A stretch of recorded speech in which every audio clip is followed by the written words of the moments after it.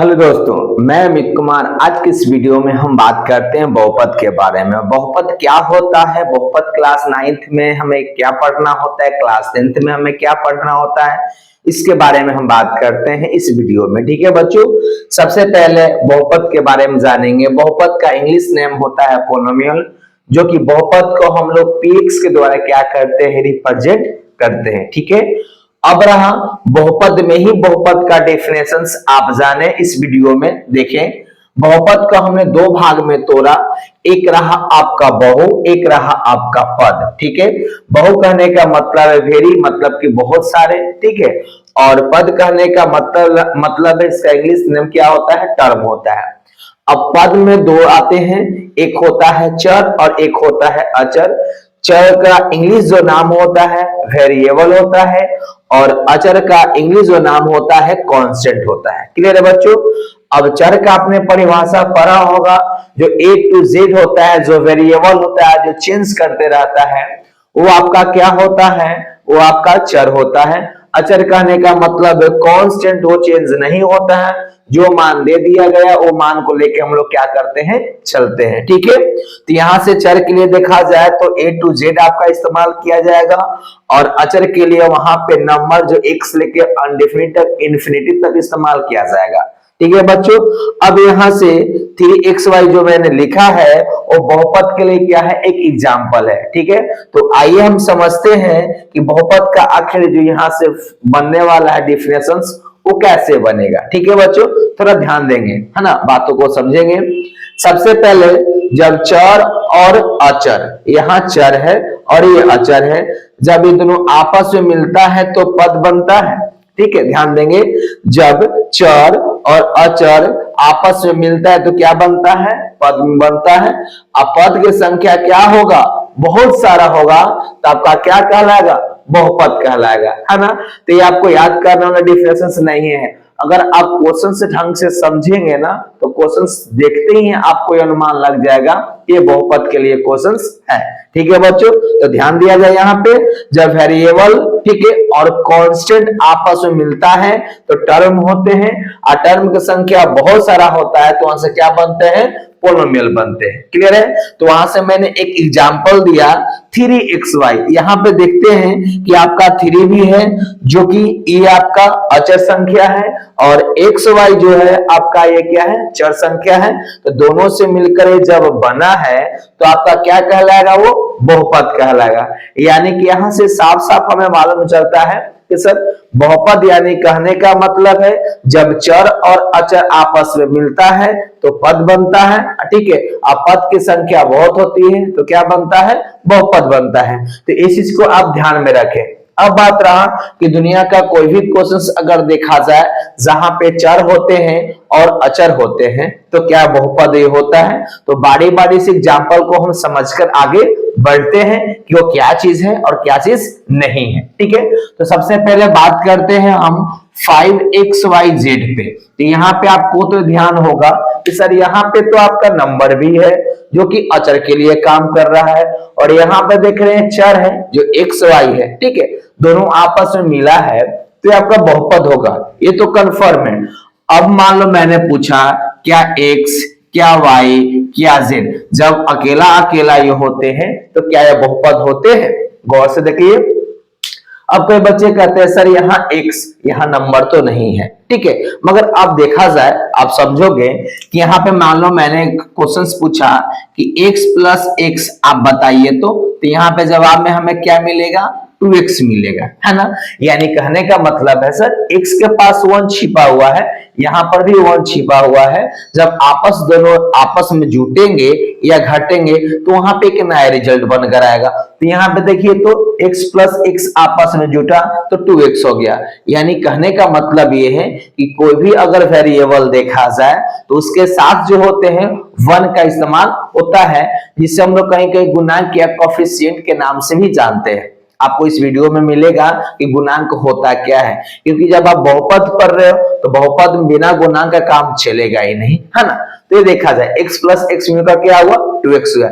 यानी कि साफ साफ मालूम चलता है कि जो भी आपके पास वेरिएबल होंगे वो आपका क्या होगा, वो बहुपद होगा। ठीक है, अब इसके साथ हम केवल नंबर के लिए बात करते हैं। मान लो मैंने दे दिया 5 या मैंने दे दिया 7, क्या 5 और 7 बहुपद होगा? यहाँ पे तो सर x नजर आता नहीं है, और ये डेफिनेशन कहता है कि जहां भी आपको मिलता है वेरिएबल और कांस्टेंट तो हमारा बनता है बहुपद। मगर देखा जाए केवल नंबर है, तो नंबर के लिए क्या ये बहुपद बनेगा? जी ये नंबर के लिए बहुपद बनेगा। अब समझते हैं कि कैसे बनेगा। आपने पढ़ा होगा कि किसी भी नंबर पे पावर 0 होता है, कोई भी नंबर हो या चर हो या अचर हो, उसका मान क्या होता है? 1 होता है। यहां से क्या लिखेंगे? 1 लिखेंगे। क्या 5 को आप लिख पाओगे? 5 इंटू 1, कोई दिक्कत है नहीं। 5 में 1 से गुना करेंगे 5 ही आएगा। बट ये 1 के जगह पे आप इस्तेमाल कर सकते हो x के पावर 0, y के पावर 0, ऐसा कुछ नंबर हो सकता है? जी ऑब्वियसली हो सकता है, क्योंकि हम जानते हैं किसी भी नंबर पे अगर पावर 0 इस्तेमाल करते हैं उसका मान क्या होता है? 1 होता है, तो लिख सकते हैं। अब बताइए अगर मैं ऐसे लिख दूं x के पावर 0 है ना, 5y के पावर 0, तो क्या ये बहुपद नहीं होगा? बहुपद नहीं होगा। बहुपद एक कन्फर्म है कि होगा, क्योंकि सर अब देखने से मालूम चलता है कि डिफिनेशंस के अनुसार यहाँ बताया गया है कि चर अचर रहते हैं तो आपका बहुपद होता है। यानी ये 5 भी आपका बहुपद है। यानी यहां से साफ साफ मालूम चलता है कि दुनिया का कोई भी आप नंबर ले लो। क्लियर बच्चों? दुनिया का आप कोई भी नंबर ले लो वो आपका बहुपद होगा, या चर हो या अचर हो। अब बात रहा क्या उसके लिए कोई ऐसा नहीं है जहां पे त्रुटि देखा जाए, क्योंकि ऐसा हर बार होता है क्लास 10th में या 9th में कि ऑब्जेक्टिव क्वेश्चन बहुपद से आता है, लिखता है कि निम्नलिखित में से बताएं कौन बहुपद है कौन बहुपद नहीं है। तो बहुपद नहीं होने के कंडीशंस पे आप जरा फोकस करेंगे। यहाँ पे मैं 3 रूल बताऊंगा, अगर वो चीज आप समझ लेते हो तो कोई भी क्वेश्चंस को आप यस नो में जवाब दे सकते हो कि कौन बहुपद है कौन बहुपद नहीं है। ठीक है, तो बात करते हैं। अगर मैं लिख दूं +2, अगर मैं लिख दूं √x, अगर मैं लिख दूं 1/x, ठीक है, यानी x कहने का मतलब यहाँ पे चर, कोई भी चर पे पावर अगर नेगेटिव हो जाएंगे तो उसके हिसाब से आप कहोगे कि बहुपद हो नहीं है। क्लियर बच्चों? यानी कोई भी चर पे पावर अगर नेगेटिव हो जाते हैं तो आप कहो कि बहुपद हो नहीं है, पहला कंडीशन। दूसरा कंडीशन क्या है कि कोई भी चर अगर रूट में इस्तेमाल किया जाए, है ना, लास्ट अगर रूट से बाहर नहीं होता है मतलब वो प्रॉपर्ली आपका रूट में ही रहता है। ठीक है, अगर कोई चर रूट में रहे और रूट से बाहर नहीं हो तो वहां आप कह सकते हो कि वो क्वेश्चन क्या है जी, मतलब यह बहुपद नहीं है। ठीक है बच्चों, बहुपद है ही नहीं। तो 2 कंडीशन आपने सीखा। तीसरा कंडीशन क्या है? कोई भी चर जो होते हैं वो बटा के फॉर्म में नहीं होते हैं, या x हो या y हो या z हो। हम लोग को शुरू से मन में चलते आता है, जब से शुरू हम करते हैं क्लास 7-8 के पढ़ाई, तो वहां पे मान लीजिए x, इसलिए मैंने x मानकर ही आपको समझाने की कोशिश कर रहा हूं, तो ध्यान दीजिएगा। मतलब ये 3 कंडीशन से आपको बचना है। पहला कंडीशन मैंने क्या बताया? किसी भी पावर पे नेगेटिव नहीं होना चाहिए, सॉरी किसी भी चर पे पावर नेगेटिव नहीं होना चाहिए, पहला बात। दूसरा मैंने बताया कभी भी चर रूट में ना हो, ध्यान रहे कभी भी चर क्या रूट में ना हो। उसके बाद तीसरा मैंने बताया कभी भी जो चर बटा के फॉर्म में नहीं हो। अगर 3 कंडीशन से आप बच जाते हैं तो आप दुनिया का कोई भी क्वेश्चन कर सकते हैं कि सर ये बहुपद है कि बहुपद नहीं है। इतना ध्यान रहा आपको। अब थोड़ा आगे समझते हैं बहुपद होने के बाद क्या क्या कंडीशन अप्लाई होता है। एक आपका होता है कोफिशिएंट, जिसे हम लोग कहते हैं गुणांक। जैसे मैं कह दूं कि एक्स वाई का गुणांक आप बताइए, तो आप बताएंगे यहां से 5। गुणांक कहने का मतलब है किसी नंबर का मल्टीपल, वो नंबर ही कहलाता है गुणांक। ठीक है, फॉर एग्जांपल के बारे में बात करते हैं। अगर लिख दूं मैं 5x² प्लस 3x पावर में 7, अगर मैं कहूं कि x² का गुणांक बताइए क्या होगा। ठीक है बच्चों, x² का गुणांक बताइए क्या होगा, तो आप कहोगे कि सर यहां से 5 होगा, है ना। उसके बाद मैं बोलूं कि x के पावर 7 का गुणांक बताइए क्या होगा, तो आप यहां से कहोगे कि 3 होगा। क्लियर है? गुणांक कहने का मतलब है कोई नंबर का मल्टीपल किसी भी चर में। ठीक है, चर वाले उसके साथ जो अचर इस्तेमाल होता है, अचर को ही क्या किया जाता है, यहाँ पे गुणांक कहा जाता है। ठीक है, तो आगे समझते हैं। ये तो हो गया कोफिशिएंट क्या होता है। ठीक है जी, अब समझते हैं बहुपद के प्रकार। बहुपद अगर आप 9th क्लास में पढ़ रहे होंगे तो पद के अनुसार 3 भागों में बांटा गया है। और उसे घात के अनुसार भी बहुपद को 3 भाग में बांटा गया है ना। तो पद के अनुसार बात करें तो एक पदी आपका होता है, द्विपदी आपका होता है, त्रिपदी आपका होता है। एक पदी कहने का मतलब है कि केवल मैं x लिख दूं या केवल xy लिख दूं या xyz लिख दूं, मतलब कोई एक ही फैमिली में अगर केवल एक ही आपके पास पद हो उसे हम बोलते हैं एक पदी बहुपद। क्लियर है बच्चों, ध्यान दीजिएगा। एक पदी में केवल एक ही होते हैं। द्विपदी में होता क्या है, इसके साथ मैं y इस्तेमाल कर दूं, इसके साथ मैं z इस्तेमाल कर दूं, इसके साथ मैं 5 इस्तेमाल कर दूं, यानी कि कोई एक बहुपद में 2 पद होते हैं उसे हम द्विपद के नाम से जानते हैं। त्रिपद में भी सेम चीज होता है। यहाँ पे अगर मैं कुछ और लिख दूं, यहाँ पे कुछ मैं और लिख दूं, ठीक है, यहाँ मान लो मैं 7 दे दूं, है ना, जहां पे 3 पद आपको नजर आए, अलग अलग फैमिली का 3 लोग नजर आए, उसके अनुसार से हम बोलेंगे कि त्रिपद है, द्विपद है और प्रथम पद है। ठीक है, अब जरा हम बात करते हैं, है ना, बहुपद के घात के बारे में। ठीक है बच्चों, बहुपद के घात क्या होता है।